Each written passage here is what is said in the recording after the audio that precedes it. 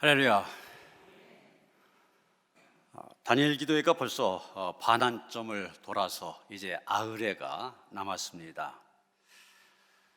몇 시간 강사님들이 간증을 통하여서 말씀을 전하시는데, 이런 간증이라는 게 하나님께서 내 삶 속에 역사하셨던 하나님의 기이한 일을 전하는 거 아닙니까? 내일 밤 강사님은 아예 설교 제목이 기이한 도우심입니다. 저는 이제까지 말씀하셨던 여러분 가운데 지난 6일차 통일소망선교회 사무총장님이신 온성도 목사님이 간증하신 것을 여러분에게 다시 한번 소개하려고 그러는데, 우리는 이분의 고백을 통해서 다시 한번 우리 하나님 기이한 일을 행하시는 하나님이심을 고백하지 않을 수가 없습니다. 이 온 목사님은 중국엔 아직도 인신매매를 당하여서 비참하게 사는 탈북 여성들이 많다, 이런 소식을 듣고 중국 여러 지역을 다니면서 중국 땅에 살고 있는 북한의 자매들을 만나 그들에게 복음을 전하고 그들을 신앙으로 양육하는 그런 일을 하였습니다. 그런 일을 한 가운데 그는 고백합니다. 하나님께서 많은 기적들을 보여주셨다.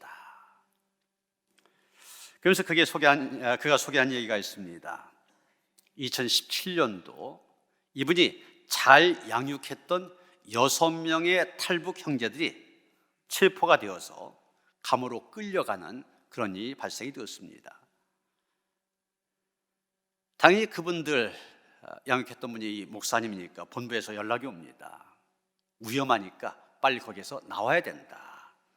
그래서 부랴부랴 가족들 데리고 한국으로 피신하기 위해 중국의 청도 공항으로 갔다가 거기에서 중국 공안들에게 체포를 당하게 됩니다. 그 공안의 책임자로부터 조사를 받는 가운데 어떻게 그런 일을 하냐, 화를 내는 그 사람에게 오히려 성령의 감동 속에서 우리 이곳에 있는 이 탈북민들의 실상을 좀 제대로 알려주면 좋겠다. 그래서 자세히 사정들 이야기합니다. 그 공안 책임자가 그 말에 공감을 하게 되고 도와주겠다 약속을 합니다. 그래서 먼저 아내와 자녀들 같이 잡혔었는데 일주일 만에 한국으로 먼저 가도록 도와주었습니다. 그리고 온 목사님은 3개월 동안 중국 감옥에 있으면서 재판을 기다립니다. 그런데 조사하는 과정 속에서 이 사람이 지은 죄가 더 많다. 그래서 조사 기간이 6개월로 늘어납니다. 감옥에 있는 기간이 늘어나면서 굉장히 불안하죠. 그렇게까지 조사하면서 정밀하게 조사한 결과 이 목사님이 40명이나 되는 사람들을 밀입국한 증거가 나옵니다. 그래서 재판에서 20년 구형까지 받게 됩니다. 그런데 마지막 최종 판결에서 2년 6개월로 감형이 되어서 결국 2년 6개월 옥살이를 하게 되는데, 당연히 이 목사님 마음속에서도 그런 원망, 불평이 있었겠죠. 여러분, 바울이 그랬지 않습니까? 다른 일을 하다가 아니라 하나님의 일, 복음을 전하다가 붙들려서 감옥에 갇혀있을 때 얼마나 억울했겠습니까? 근데 그 가운데 찬송했잖아요. 이 목사님도 그런 마음이 들었었습니다. 내가 복음을 전하다가 어떻게 이런 어려움을 겪을 수가 있냐. 석 달, 6달, 나중에 2년 6개월까지 오랜 기간을 옥살이 하여야 한다는 것에 대한 불만과 원망이 있었는데, 지나고 보니까 그것이 하나님의 역사하시는 기간이었다는 겁니다. 오히려 시간이 길어지면서 그 공안 책임자와 많은 대화를 하게 되고, 그 공안 책임자의 마음에 이 탈북민들을 긍휼히 여긴 마음 갖도록 만듭니다. 그래서 이 목사님이 재판을 기다리면서 감옥에 있을 때 옆에 보니까 탈북했다가 잡혀온 사람들이 20명이나 돼요. 이 사람들 북한으로 갔다가는 다 사형을 당한다든지 아니면 강제 수용소로 가게 됩니다. 그런 사람들, 이 사람들 도와달라고 사정을 합니다. 공안 책임자 마음이 움직여져서 이 사람들 한국에 갈 수 있도록 도와주겠다. 그리고 결국 나중에 가서 아내로부터 무사히 그 20명이 한국 땅에 도착했다 소식을 듣게 됩니다. 당연히 북한에 돌아가서 죽든지 아니면 강제 수용소에 가야 되는 사람들입니다. 그런데 그들이 무사히 한국 땅으로 가는 그런 역사가 일어났습니다. 이런 과정을 지켜보면서 이 목사님 고백한 겁니다. 하나님께서 기적을 보여주셨다. 하나님께서 역사하셨다. 오늘 본문 1절에 보면 시편 기자는 여호와 그는 기이한 일을 행하사 이렇게 말하고 있습니다. 이 온 목사님처럼 이 시편 기자도 하나님을 기이한 일을 행하신 하나님으로 고백하고 있습니다. 그는 기이한 일을 행하사, 이 구절 현대인의 성경에 보면 그가 놀라운 일을 행하시고 이렇게 번역하였습니다. 공동번역에 보면 놀라운 기적들을 이루셨다. 세번역 성경은 주님은 기적을 일으키시는 분이다 이렇게 번역하고 있습니다. 그렇습니다. 하나님은 기적을 일으키시는 분이십니다. 그것을 보면서 우리는 기이하다 생각하게 되고 그것을 보면서 놀라지 않을 수 없는 것입니다. 이런 시편 107편에 보면 한 절 똑같은 구절입니다. 이 구절이 4번씩이나 반복된 것을 보게 됩니다. 여러분 자막에 있는 말씀 같이 한번 읽어보시겠습니다. 시작. 여호와의 인자하심과 인생에게 행하신 기적으로 말미암아 그를 찬송할지로다. 개역성경은 이렇게 되어 있습니다. 여호와의 인자하심과 인생에 행하신 기이한 일을 인하여 그를 찬송할지로다.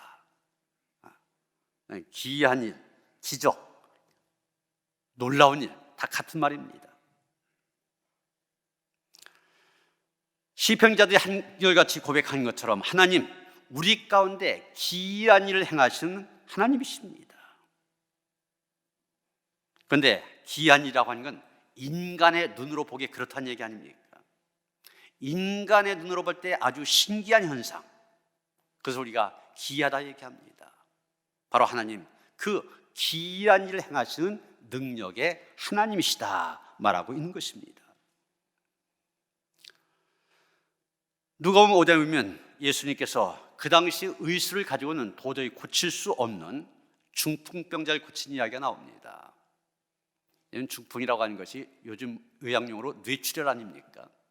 뇌출혈이 됐어서 금방 병원에 가면 수술해서 다 고칠 수가 있습니다. 그런데 그때는 안 될 때,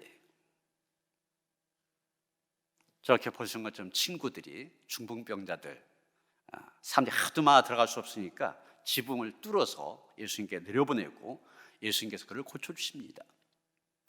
그 광경을 많은 사람들이 봅니다.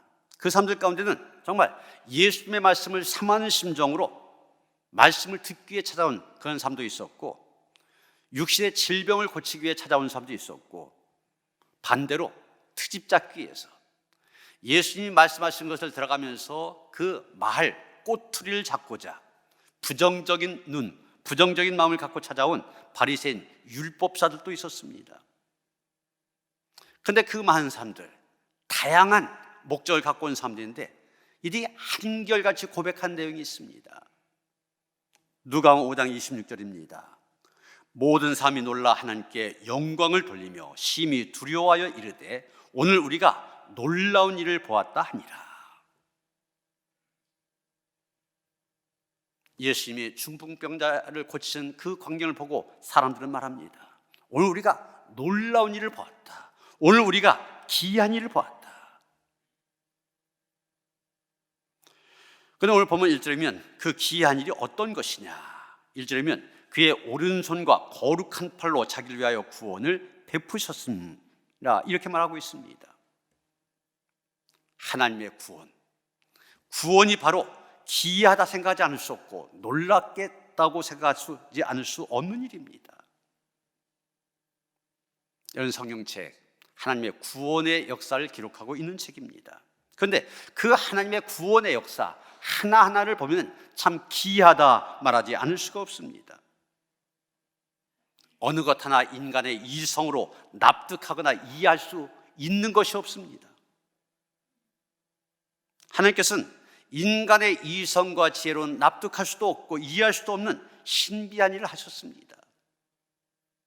당장 창세기 1장 1절 어떻게 시작합니까? 하나님께서 말씀으로 천지를 창조하신 얘기가 나옵니다. 어떻게?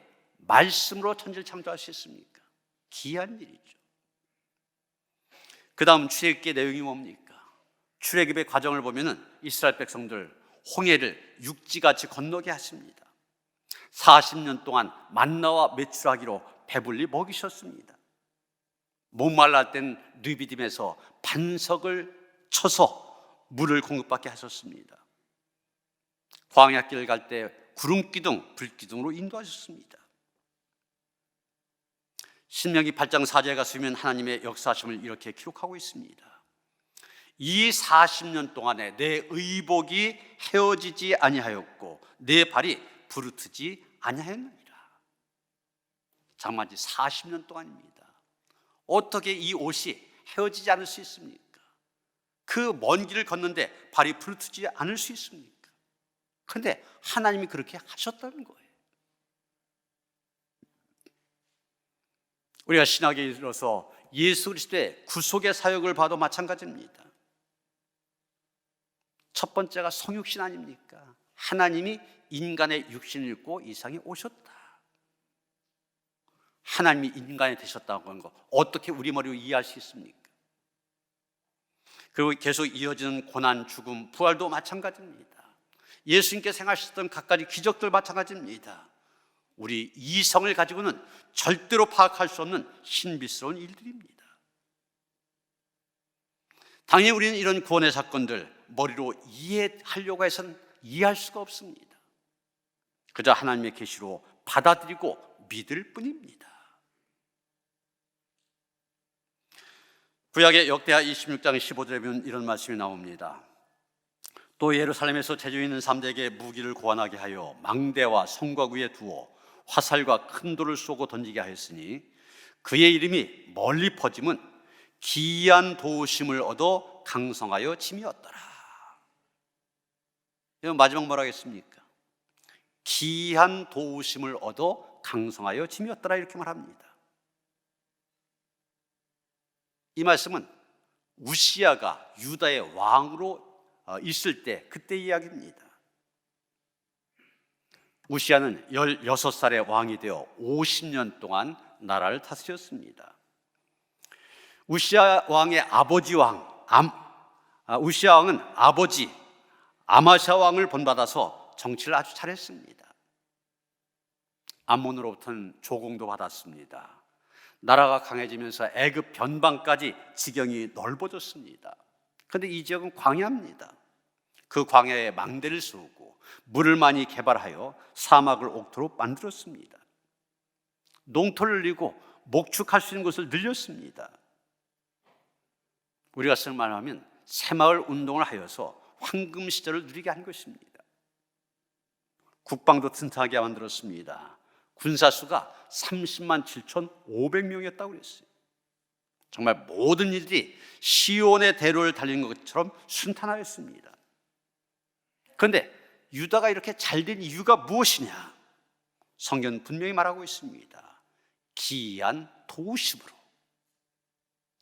기이한 도우심으로. 이것이 바로 그에 대한 대답입니다. 성경은 이런 기이한 도우심의 이야기로 가득 차 있습니다. 모세가 된 것 결코 모세의 힘으로 된 것이 아닙니다. 그 가운데는 하나님의 기이한 도우심이 있었습니다. 모세가 양을 치려고 가졌던 지팡이 있지 않습니까? 이 지팡이를 가지고 14번이나 기적을 일으켜 주셨습니다. 저 지팡이가 뱀이 된 적도 있습니다. 지팡이로 반석을 치니까 거기에서 물이 나왔습니다. 그 지팡이로 홍해를 치니 바다가 갈라져 길이 났습니다. 도저히 인간의 힘으로 있을 수 없는 기이한 일들, 기이한 도우심으로 그런 일이 일어난 것입니다. 바울도 그렇습니다. 바울이 사용하던 손수건이 있었는데 그 손수건 아픈 사람에게 얹기만 해도 병이 나았습니다. 하나님의 귀한 도우심이 있었던 것입니다. 다니엘도 마찬가지입니다. 다니엘을 죽이려고 사자굴에 넣었습니다. 그런데 하나님께서 천사를 보내주셔서 이런 보시는 것처럼 사자들 주변에 득실득실한데 하나님께 그 입을 막아주셨습니다. 하나님의 귀한 도심으로 살아나게 되고 애굽의 총리까지 되어서 큰 일을 감당한 것입니다. 베드로도 그렇습니다. 헤롯이 기독교를 박해하면서 베드로를 사형시키려고 잡아서 감옥에 가두었습니다. 그런데 천사가 와서 옥문을 열어줬습니다. 베드로 그냥 걸어서 자기 동료들이 있는 곳으로 왔습니다. 그런 기이한 도우심이 있었기에 베드로는 베드로가 되어진 것입니다. 기이한 일을 행하신 하나님, 그 하나님은 어제와 오늘 영원토록 동일하십니다. 지금도 기이한 일을 행하십니다. 그러게 우리는 하나님이 행하신 기이한 일들, 우리의 삶 속에서도 경험할 수 있습니다. 필라델피아에 백만 장자였던 스티븐 지라드라고 하는 사람이 있었습니다. 하루는 토요일 날 물건을 잔뜩 실은 배가 도착하게 됐습니다. 직원들 급히 불러 이야기합니다. 여러분, 내일은 일요일이지만 부득이 회사에 나와서 일을 해야 되겠습니다. 내일 모두 나와서 이 배에 있는 물건들 다 내려놓도록 하시오. 그렇게 말합니다. 그런데 그 회사 사원 가운데는 아주 신앙생활 잘하고 있는 주일 성수를 가장 귀한 것으로 여기는 한 청년이 있었습니다. 이 청년이 창백한 얼굴로 나와 말합니다. 사장님, 저는 일하는 것은 두렵지 않습니다. 그러나 내일은 주일이기 때문에 부득이 회사에 나올 수가 없습니다. 그래? 그러면 할 수 없지. 자네 회사 그만둬야 되겠네. 이 청년이 말합니다. 그것은 각오하고 있습니다. 비록 늙으신 어머니를 봉양해야 될 입장이지만 주일에 일을 할 수는 없습니다. 사장이 다시 말합니다. 그러면 격리계에 가보시오. 그동안 일한 급료를 계산해 줄 것이오. 이 청년은 주일을 성수하기 위해서 회사에서 나오게 되었습니다.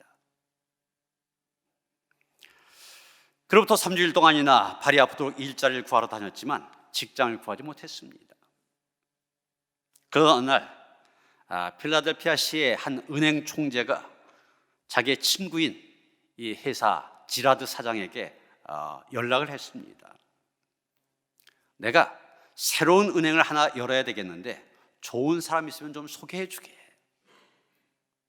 이 지라드 사장이 누구를 추천할까 곰곰이 생각합니다.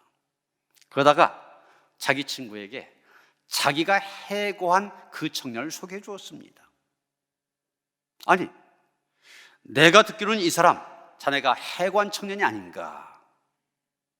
그랬더니 지라드가 말합니다. 물론 그랬지. 그 청년이 일요일에는 일을 할 수 없다고 해서 해고했네. 그러나 그 사람 형편이나 여건에 따라서 신념을 바꾸고 원리를 바꾼 사람이 아니니 그런 사람이야말로 믿고서 은행을 맡길 수 있지 않는가. 그렇게 생각해서 자네에게 추천한 것이네. 이 청년, 회사 사장의 친구인 은행 총재에게 전격적으로 발탁, 기용이 되어져서 전에 다니던 직장보다 훨씬 더 좋은 자리에서 좋은 여건 속에서 근무하게 되었다는 것입니다. 여러분, 우리가 믿음으로 살면 하나님이 함께 하십니다. 하나님이 함께 하시면 기이한 도우심의 역사가 일어나게 됩니다. 전혀 생각지도 못한 놀랍고도 기이한 역사로 하나님께서는 당신의 백성들 도와주신 것입니다. 이제 3절에 가서 보면 또 시편기자 뭐라고 말합니까? 그가 이스라엘의 집에 베푸신 인자와 성실을 기억하셨으므로 땅끝까지 이른 모든 것이 우리 하나님의 구원을 보았도다. 하나님의 구원, 기이하게 하나님의 구원을 이루어 가시는데 그 방법이 뭐냐? 인자와 성실이라고 얘기하고 있습니다. 이스라엘의 집에 베푸신 인자와 성실. 인자와 성실, 하나님의 사랑을 얘기합니다. 인자란 말이 사랑이란 뜻이죠. 그 성실이란 말은 한결같다는 얘기입니다. 하나님의 한결같은 사랑을 얘기하는 것입니다. 여러분, 그 하나님의 사랑, 한결같은 사랑이 우리를 구원하였습니다. 그런데 그 하나님의 사랑도 귀하다는 것입니다. 하나님의 사랑이 왜 귀합니까? 사랑받을 자격이 없는 사람을 사랑하시기 때문입니다. 로마서 5장 8절 바울이 그랬지 않습니까? 우리가 아직 죄인 되었을 때 그리스도께서 우리를 위하여 죽으심으로 하나님께서 우리에 대한 자기의 사랑을 확증하셨느니라. 하나님께서 우리를 사랑하신 것, 우리가 의인이어서가 아닙니다. 하나님의 말씀 잘 들어서가 아닙니다. 아직 죄인 되었을 때 사랑하신 것입니다. 그래서 그런 하나님의 사랑, 귀한 사랑, 이렇게 얘기한 것입니다. 이런 하나님의 귀한 사랑을 보여주는 사례가 구약 성경 호세아서에 나오고 있습니다. 선지자 호세아와 음녀 고멜 사이의 사랑 이야기. 이것은 단순히 한 개인 가정의 이야기가 아닙니다. 이스라엘을 향한 하나님의 사랑이 얼마나 크고 귀한지를 잘 보여주기 위해서 하신 그런 이야기입니다. 고멜이란 여자, 신실한 남편 호세아와 3명의 아이들을 버리고 다른 남자를 따라 집을 나가버렸습니다. 그런데 하나님께서 말씀하십니다. 그 여자를 다시 찾아가라. 찾아가서 데려와라. 데려와서 사랑하라. 명령하십니다. 지금 이스라엘 백성들이 그 고멜과 똑같다는 겁니다. 다른 우상에게 정신을 팔고 세상적인 자기 욕망을 추구하고 있습니다. 하나님을 저버리고 다른 우상을 따름으로 하나님의 사랑에 전적으로 그리고 지속적으로 배신하고 있습니다. 그런데 하나님께서는 그런 배신하는 패역한 이스라엘 백성들 그래도 사랑하시겠다고 말씀하십니다. 이스라엘에 행하는 도무지 받아들이기 힘든 모욕과 망령과 음란에도 불구하고 하나님은 그들을 사랑하신다는 것입니다. 그러기에 그 하나님의 사랑은 귀한 사랑입니다.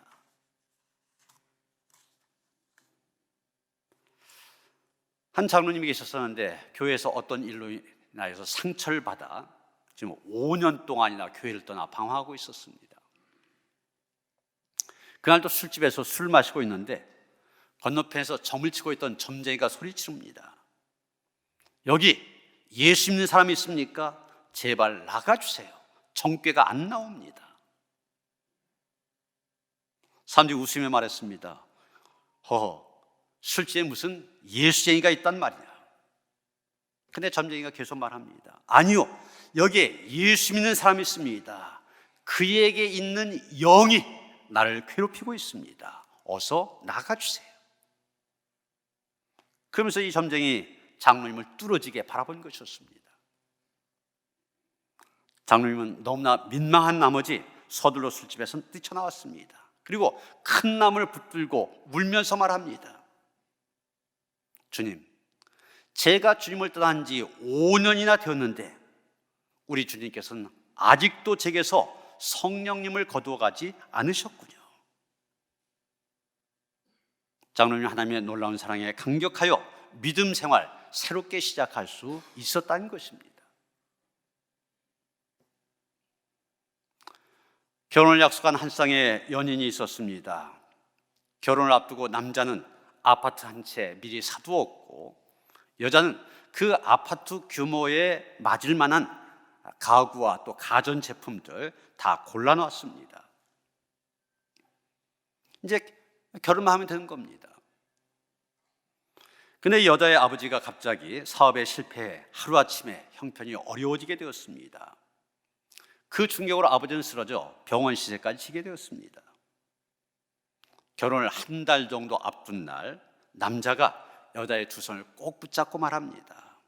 혜원 씨, 사실 아파트는 내 것이 아니에요. 그랬더니 여자도 말합니다. 괜찮아요. 저는 이제 그 집에 채울 살림살이 하나도 준비할 수 없는 거요. 그래서 두 사람 단칸 전셋방에서 신혼살림을 시작했습니다. 그런데 1년이 지나자 여자의 아버지 다행히 건강이 회복되었고 다시 사업을 일으켰습니다. 그래도 이 여자가 조금씩 그런 생각을 하기 시작합니다. 내가 참 불행하다는 생각을 하게 됩니다. 이제 아버지 사업이 잘 되니까 크고 좋은 가구들 얼마든지 살 수 있게 되었지 않습니까? 그런데 남자에겐 집이 없었습니다.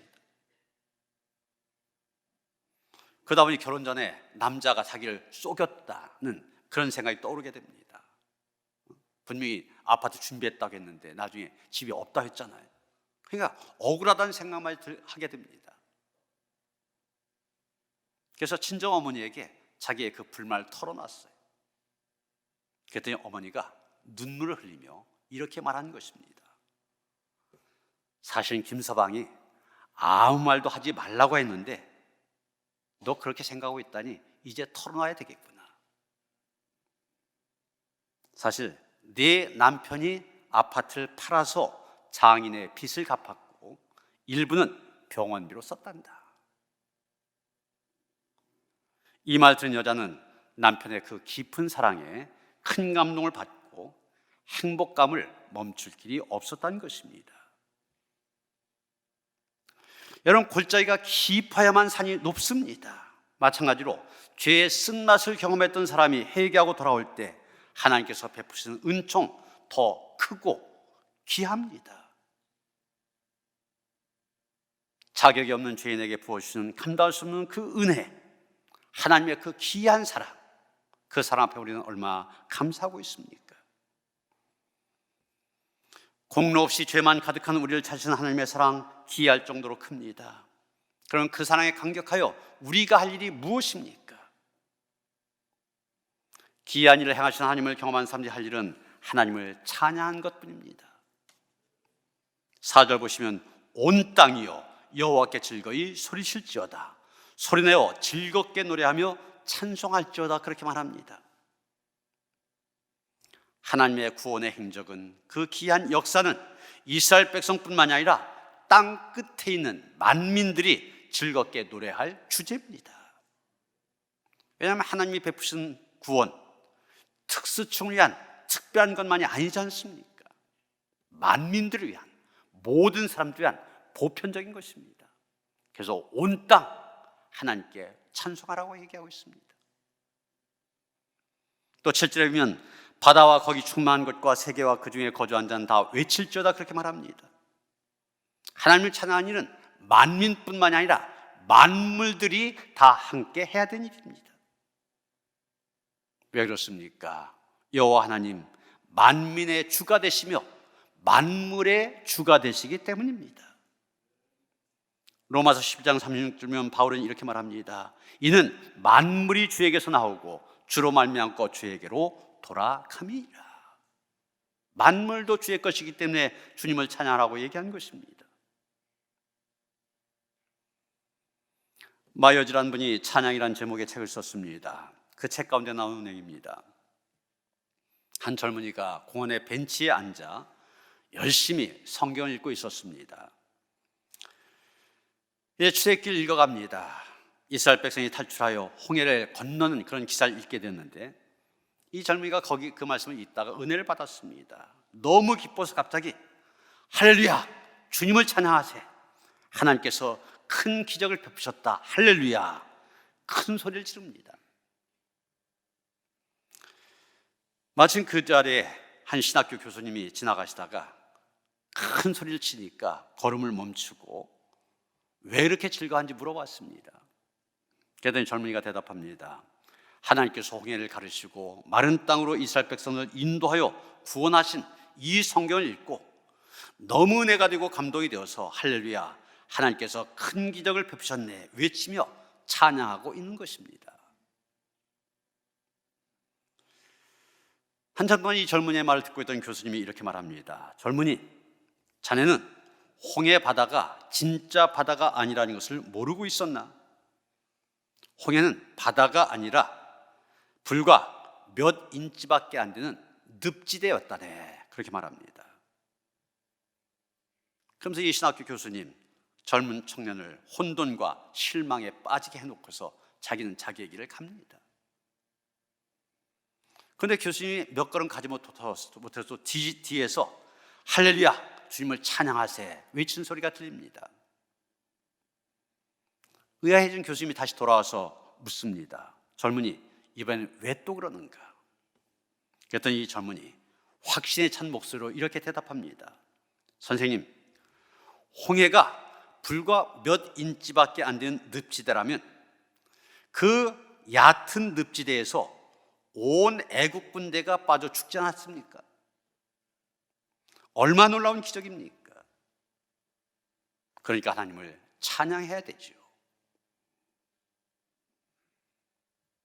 믿음의 사람은 어떻게 해서라도 믿음으로 받아들이게 됩니다. 이 교수님의 말씀대로 홍해가 늪지대라면 그 얕은 물가에서 어떻게 그 수없이 많은 애굽의 기병과 군사들 한순간에 빠져 죽을 수 있었느냐?